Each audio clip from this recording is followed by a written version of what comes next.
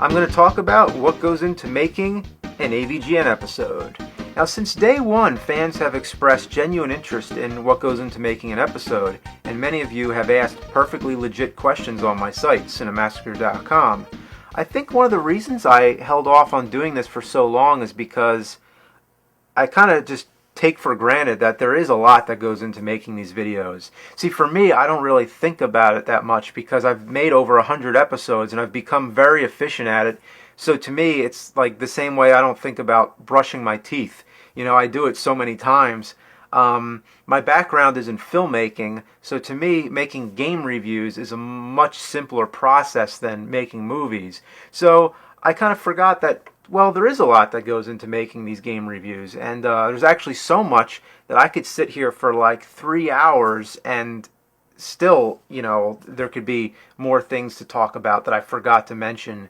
So what I'm going to do is I'm going to talk about the making of a simple episode. Really elaborate episodes like Crazy Castle, Ninja Gaiden, Rob the Robot, those are like a whole other level of production. So, but you can see the making of Crazy Castle on the bonus features on the AVGN Volume 4 DVD. Anyway, I'm just going to talk about the making of a basic nerd episode from start to finish. I'm going to document the whole process. Now, it's not going to be like a full episode. It's going to be like a short sample of an episode. So this is just a demonstration. Let's pick a game. Now, the whole fate of the video, whether it turns out good or not, it all depends on the choice of game. You know, it has to be bad, but it has to have some funny things to say about it and everything. For some reason, the ones that always turn out the best, I think, are the NES games. I don't know why, but it just seems like NES is like my safe zone. Now, there's two kinds of games. There's ones that I remember from my youth, and then there's ones that I just found out about, like the Atari porn games, for example. I didn't know about those when I was a kid.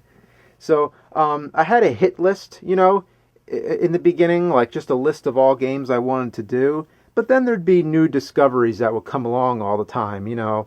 I'd get some requests maybe, and like the requests help steer my decision.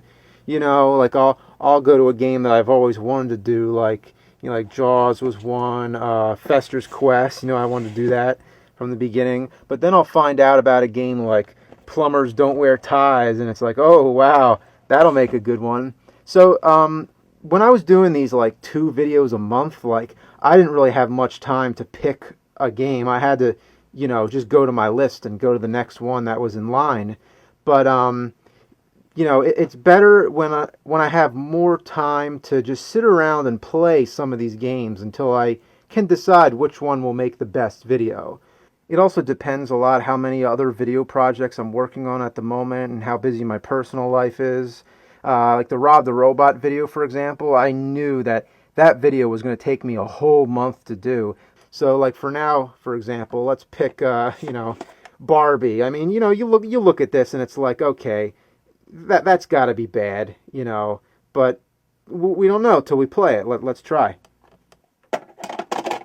Now, while I'm playing the game, I'm also recording it because I record everything I play onto a DVD recorder. Every system I have here is connected to the DVD recorder, and then, of course, goes to the TV so I can see it.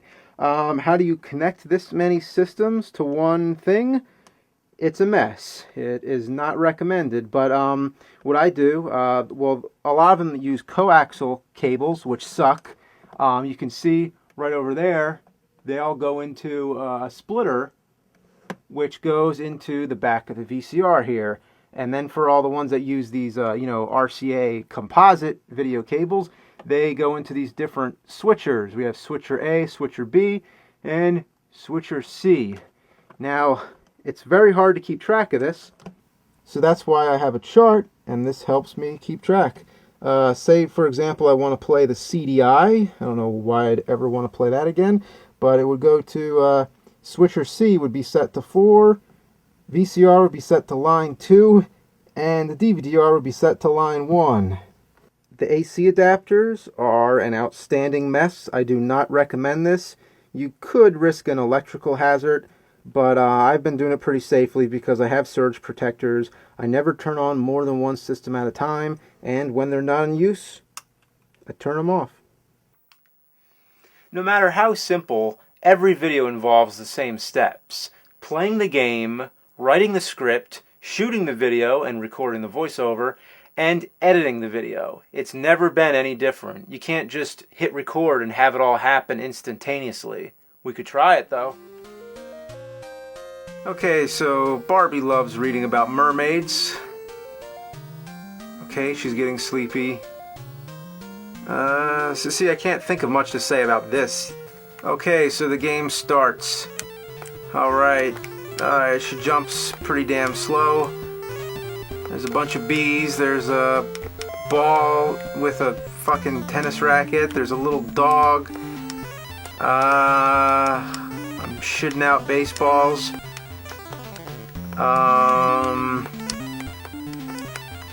There's Toucan Sam. Can't figure out how to get past the wall. I'm gonna throw a ball to Toucan Sam. Nothing's happening. You see, this game is giving me some possibilities, but I'm not an improv kind of guy, so I can't just run through it like this and spit out creative gold. I gotta go through it and develop it some. So at this point, I'm just trying to decide if I want to use this game or not for the video. And if I don't think it's working out, like, I'll give it like 15 minutes and then I'll turn it off and I'll try something else. If I think, yeah, like this is workable, I can do this, then that's when it goes from casual gaming to making a nerd episode. So this is the point of no return. I'll get out my laptop or a notepad and I'll start writing down notes. What am I writing? Anything I think I might want to use for the video. I come across something in the game and I'm like, oh, I'm going to want to remember that. I write it down. And a lot of times Mike is here and he'll be helping me out write the notes. Sometimes I'll be playing and then he'll be writing the notes so I don't have to keep pausing and doing double duty. Most of the time it's just me. I'm also writing down the time codes for everything that happens. You can see the time code right on the DVD recorder. It's going to be handy later to be able to find all these parts again, because I might have hours and hours of footage and then I'll just be scanning through to, try to locate this. So writing down the time code and all that, it may seem like a lot of extra work at first, but in the long run, it's going to save a lot of time.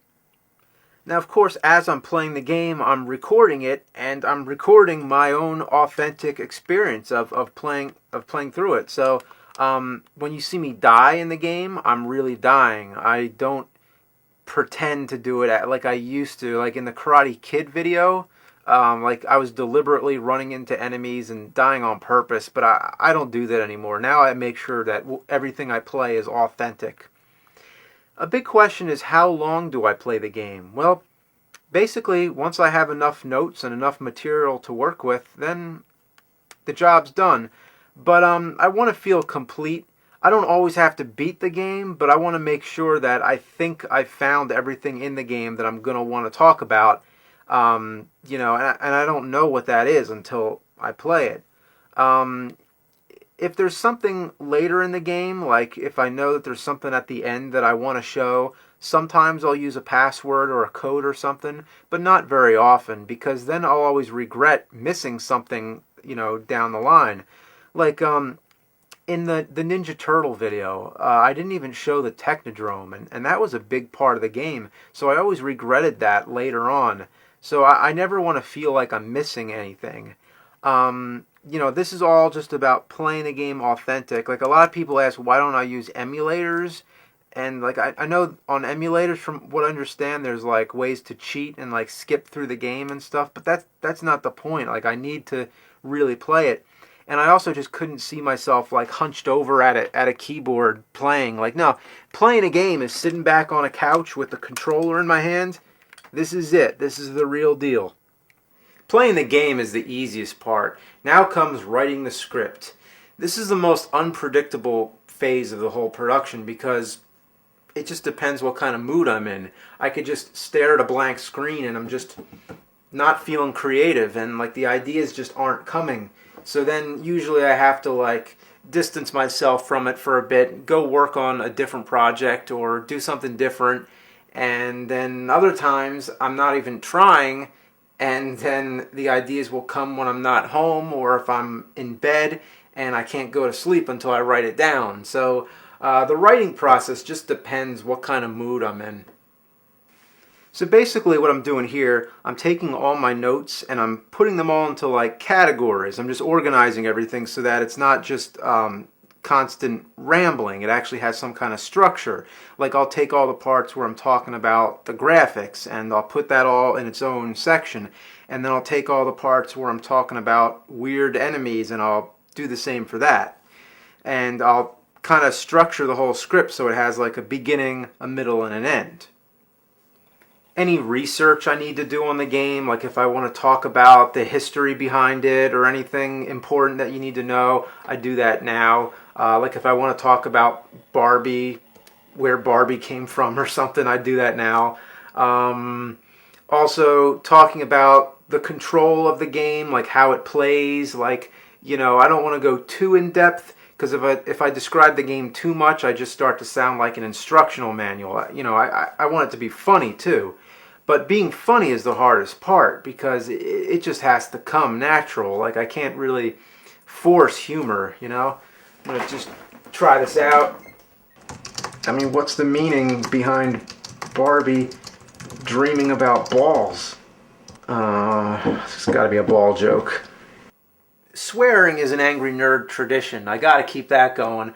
But it has exhausted its vocabulary. Words are words. My favorite parts are when the nerd is not speaking, when it's all in the facial expressions.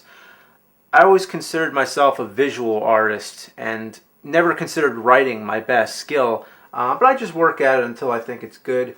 A lot of bad habits I have are tongue twisters, sentences that go on too long, unintentional rhyming, unintentional alliteration, words that repeat too often. Every time you fall down, you have to walk through the entire room all over again. All the enemies come back, so you have to fight everybody all over again. And whenever I use the same word a lot, like the Ninja Gaiden video, the original script, I said impossible like 5 times. So I changed it, and basically I proofread the script, and then if I see a word repeated too often, I use a thesaurus. So I think using a thesaurus is very important. It helps a lot. So once I finish the script, it's time to record the voiceover. Equipment, nothing special. Samson mic, about $50. Pop filter, about $30. And a Lesis mixer, about $100. Voiceover is a required skill. You have to be able to act with your voice and, you know, be able to read it and make it sound natural. I used to have a full-time job doing corporate videos, and a big part of the job was doing voiceovers and directing many different narrators, and lots of people had problems with it. So I saw what all the issues were, and I learned through experience. But still, I'm not perfect. What the hell is going on? And there's fish that flop. And there's fish that flop all over. This is actually way more difficult than I thought. Fuck! There are rare exceptions when I can't recreate an authentic reaction from the game, like, fuck, shit. You know, it's like sometimes I need to actually see the game and see what's happening. So for some of those parts, I will actually like watch my footage while I'm recording it, or play the game and try to record my voiceover as it's happening. So it doesn't happen that often, but sometimes I'll do parts like that and do a little like improv. And the next step is the shooting. Notice how I put certain paragraphs in boldface. That's because these sections are intended for on-screen, meaning this is when you see the nerd. So now it's time to shoot the video. Technically, I could have done the voiceover after the shooting. You know, it doesn't really matter what order I do it in. But as you can see, I have plenty of nerd shirts because they get fucked up all the time. Blood stains, shit stains, missing buttons, whatever. As far as lighting goes, I've used all kinds of different things in the nerd videos. Sometimes something as simple as a desk lamp with a piece of paper to soften it, you know. And I've used the Pro Light here on most of them. So whatever you want to use, just try experimenting. I've used all kinds of different lighting setups in the nerd videos and achieved all kinds of different results. Alright, so now we're set up to shoot some nerd. This is a Sennheiser microphone, about $500. This is my camera. I used to use a Panasonic DVX. I just switched to an HVX, which is what this is. Used, it was about $3,000 with batteries and everything.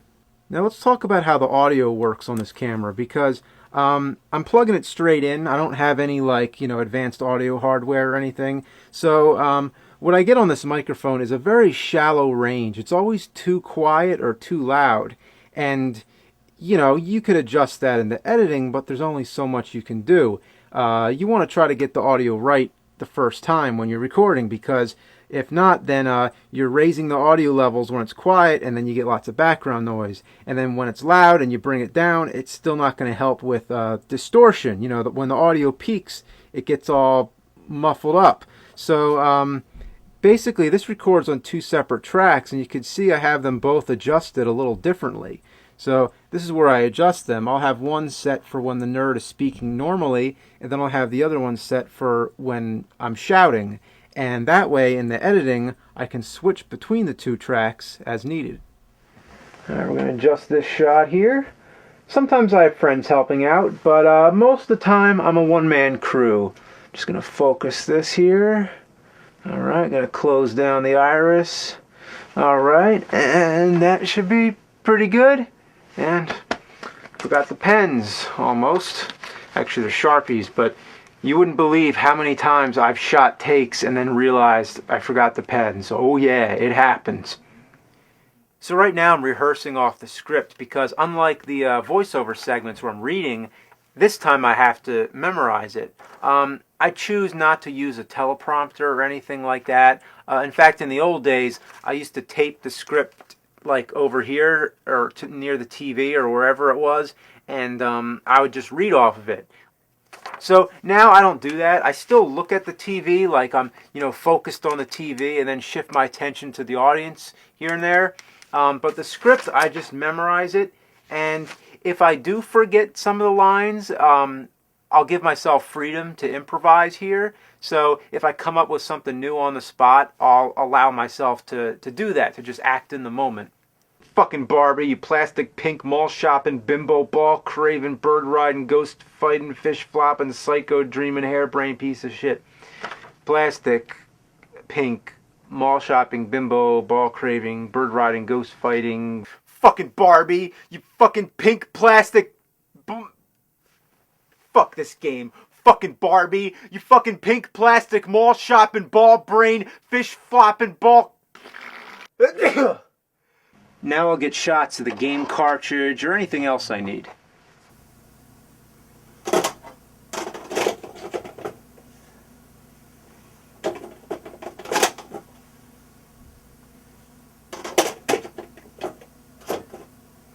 Now we're up to the editing. Now the editing is a big part. I'm not going to give a whole editing class and teach you how to edit, but lots of people ask, what kind of editing software do I use? Well, use whatever works for you, but what I use is Final Cut Pro. That's what I've been using for the past 6 years or so. Before that, I've used Adobe Premiere, I've used Avid, but then I went Mac and never went back. The first step is editing the voiceover, because the voiceover is the whole skeleton which you build on top of. The voiceover dictates the whole video. So basically what I'm doing here, I'm cutting out all the pauses and all my mistakes. Like, I'm going to get rid of this take here. Even the craziest psychopaths on Earth don't dream this shit. I'm going to stop it there. And there it's gone. And here's the second. Even the craziest psychopaths on Earth don't dream this shit.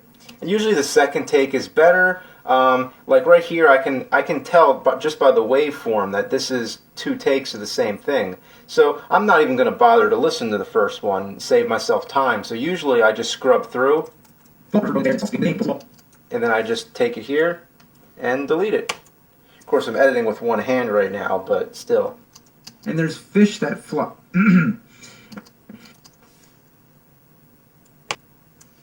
Usually, once I have the voiceover cut, I'll start to adjust all the parts where I'm like, shouting, like, I want to keep the audio levels consistent. So I'm going to bring it up here when I'm like talking softly, and then when a part comes where I'm like shouting, then I'll bring the volume down, and then here I'm kind of like in between, so I'll like bring it up maybe there, and and that's how it goes. So after I have the voiceover parts all edited, now I'm editing the visual portion. So I'm laying down all the game clips on top of the voiceover to match what I'm talking about. So I'll cut it to the rhythm of my voice so that everything matches up. Let's see what I'm talking about here. There's a puppy dog that's helping her attack evil stockings or something. Okay, so there's a part where like a dog's attacking like a piece of clothing or something. So I could scrub through this footage. Where is that part? Where is that? This could be like, say this was a normal situation where I'd have like maybe 2 hours of game footage and maybe even more. Like those Zelda CDI videos. Like each one of those was 7 hours each. So it could take a while to find that part again. So that's why the time codes come in handy. So I'll bring up my time codes, and here we go. 1520, I have the dog ate the stocking or whatever. So now I'll go to 1520. Okay, somewhere around here. And there we go. Now, say I make a reference to another game, like I need a clip from, like, just for example, like, say, Terminator, then if I know I already have footage of the Terminator game, or whatever it is I'm looking for, then I'll bring up this list I have here, and this is my archives. This is all the game footage I have recorded. Just goes on and on and on. So this could take forever to find it, so I'll just do a search like this. I'll do Terminator, and there we go. There's my Terminator clips. How do I find it? 559. So these are my archives, these big-ass books full of DVDs. So I got the book and page number, book 5 and page 59. And there it is. Like I said, I record every game I play, and it always comes in handy later. Like say I want to show the ending of Super Metroid. That could take a long time to play, but I already have it recorded. In the old days, I used to record on VHS till I started taking this more serious. If I want to take a clip from a previous Nerd episode, like Simon's Quest for the 9 millionth time, I can go on one of my hard drives, and here I have instant access to all Nerd episodes. And if I really need some old raw footage, I always have my old mini DV tapes.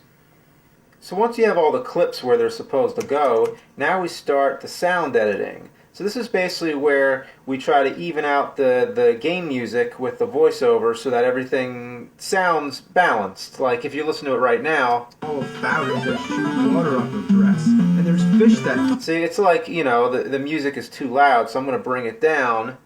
And basically what I'm going to do here, a part where like I'm not speaking, if there's like a little pause, I will bring the music up so that, the music will kind of like ramp up as I pause. So something like this. And there's fish that flop all over. This is... And I'm going to do that to the whole, thing. I'm going to even out everything. One thing that gets really tricky about sound editing is trying to keep the music sounding like smooth. Like if you take a game like Super Pitfall and you hear the music,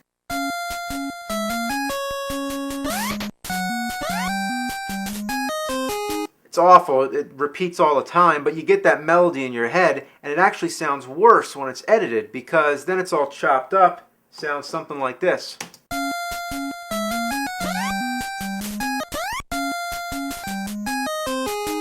So, it's a little disorienting to the ears, especially if it's a game with a very recognizable tune like Michael Jackson's Moonwalker, and you got all those Michael Jackson songs. It's like, it just doesn't sound right when it's been edited. So what I do in these situations is I try to look for the parts that I don't really care much about. Like maybe this part, there isn't really any key sound effect there. There's no reason I need that, so I'll get rid of that. And then I'll stretch this part out, to fill it up. And then, I might end up using like some cross dissolves and like smooth it out a bit. So it's basically like one big tricky puzzle just to make the sound as good as it can be. Now the best solution to this, which is way more time consuming than it's worth, is actually to go back to the beginning of the game, record like one constant music loop without any sound effects in it, and then record all the sound effects clean. Like sometimes in the beginning of a game there's like a sound test and you can get all the sound effects, and then basically go back to all your edits and just lay down one constant music track that loops and then put all the sound effects back in. It solves the problem, but it is very time consuming, and fortunately I have not done that very often.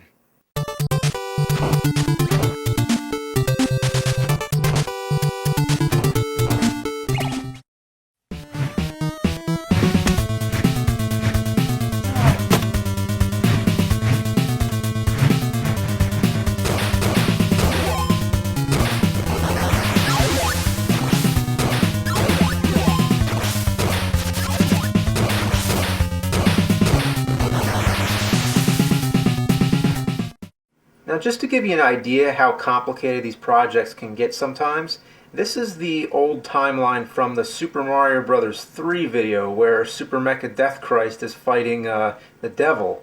You can see there's tons and tons of sound effects going on here, lots and lots of visual effects, you know, and it's not really the best example unless I was actually working on it right now, because these clips aren't connected anymore. Because it's an old project, but I will tell you a little bit about the visual effects. With effects, sometimes I'll use After Effects or a program like that, but usually everything I do is just Photoshop and Final Cut. Like I do all the graphics in Photoshop and then I do all the animation in Final Cut. It's as simple as that. That's the simplest solution, because these are, you know, quick web videos and I got to get them out really fast. One time Mike and I were at a bar. We were talking to Dave Willis from Aqua Teen Hunger Force. He's the voice of Meatwad and Carl, and we were asking him about effects, and he said, just do it in Photoshop. And that's something I've lived by ever since. Photoshop is like duct tape. It fixes everything. A lot of times when I shoot videos I make mistakes. In the Rob episode, for example, I accidentally left the gyros on Rob, but this was before I'm supposed to have the gyros. So I actually had to Photoshop them out frame by frame. I have to decide if it's worth reshooting or not, and usually it's quicker to just do it in Photoshop. Sometimes there's a script in the shot or a boom mic. Parts like these, I don't even have to use Photoshop. I can do it all in Final Cut, just by taking a part of the video that doesn't have it and then lay it on top of the footage. It's seamless and you never notice. Color correction is something that I also got to do. Even though this is less cinematic than a movie, still I got to adjust the colors. The original Silver Surfer video was an example of me forgetting to color correct. The whole video had an orange tone. After everything's done, it's still not done. It's never done when I think it is, because I'll always notice some kind of mistake at the last minute. So usually when I finish these videos, I like to give it some time, go do something else, come back with a fresh mind and look at it. I show it to friends. Usually the first person to see it is Mike, and usually somebody will catch some mistake I made. Like the funniest one I can think of is in the Street Fighter 2010 video. I was describing the final boss, and I said he looked like Grimace from Sesame Street. Grimace is not from Sesame Street, he's from McDonald's, so luckily somebody caught that. But other things that I have to fix are more technical. Like sometimes when I'm looking at the game footage in Final Cut, something will actually look different once the video has been finalized and compressed. Like, for example, in the Double Dragon 3 video, there was a part where I was talking about how when there's lots of enemies on the screen, they all flicker. But in the final video, they didn't look that way anymore. So it's strange. And like the Castlevania videos, I remember when the character goes into that post-hit invincibility, you know, when they're flickering, it didn't show up that way. Instead, the character was like invisible and you couldn't even see what was going on. So things like that just look different. There's one where I was talking about a glitch in the game where you can only see the character's head. It was just this like disembodied head. In the final video, you saw the whole body. So it's just something you can't predict. It has to do with like changes in the frame rate or the field dominance or something like that I can't always pinpoint. So in these situations, I usually just cut those parts. So in a nutshell, that's how a nerd video is made. How long does the whole process take? Well, it depends on the video, depends on the game, depends on the level of production. I'd say on average, probably 30 to 40 hours for one video. I always keep an hourly log of every video I do just to see how fast I can do. You know, because for me it's kind of like a game, see if I could beat my record. The Dragon's Lair video, for example, was one of the shorter ones. That one took only 16 hours. The Rob the Robot video, now that one took 122 and a half hours. While I was editing the effects for the Rob video, while I was animating all those lasers and shit, I had time to actually listen to every one of these Iron Maiden CDs, plus the live albums. That's how long it took. I'm always listening to music when I edit, unless it's involving voiceover or any kind of audio. Music is the only thing that keeps me sane. Well, that's pretty much it. The hardest thing about making the videos is just finding time to make them, trying to balance them with my personal life, because I have so much other crap going on. It's hard not to be distracted by other things all the time. Like, say the video takes 40 hours to make, I might only get 3 hours a day to work on it. So there's no easy shortcuts. It's a time-consuming procedure, but it's nice to know that so many people are watching. So thank you for making it worthwhile. I know there's a lot of other questions that I could address, so if you have any other questions, just leave them on my site in the comment section on Cinemassacre.com underneath the video, and maybe I'll do another Q&A of some form later and address some of them. So thanks, and let's check out the Barbie video. No degeneracy is low enough to satisfy the shit-seeking gamer who decides to play Barbie on NES. Whew. We know that most NES games were targeted towards young boys, so here's one for the girls. As an adult male, why would I ever want to play this?